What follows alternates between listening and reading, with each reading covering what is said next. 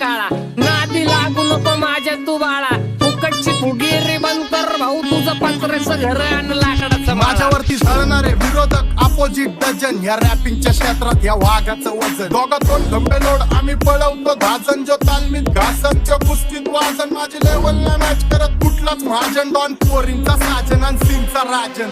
आलीच कुटून कशाला बाया तू खातीच एवढा भाव, आलीच कुटून कशाला बाया तू खातीच एवढा भाव. क्या बोलती कंपनी,